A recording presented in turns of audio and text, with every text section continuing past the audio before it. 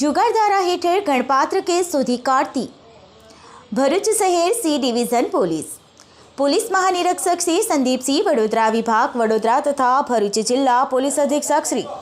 મયુર ચાવડા નાઓ તરફથી પ્રોહે જુગારની અસામાજિક પ્રવૃત્તિ ચલાવતા ઇસમો વિરુદ્ધ કાયદેસરની કાર્યવાહી કરવા સારું સૂચન આપેલ હોય, જે અનુસંધાને નાયબ પોલીસ અધિક્ષક ભરૂચ વિભાગ ભરૂચ સી.કે. પટેલ નાઓને પરિણામલક્ષી કામગીરી કરવા સખત સૂચના આપેલ હોય,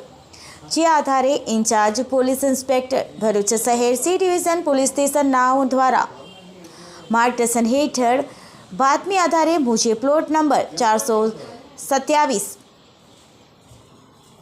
રૂમ નંબર 07 દુકાન ફળિયું બોરભાટા બેટ પાસે મક્તમપુર ભરૂચ ખાતે બંધ મકાનમાં કેટલાક ઇસમો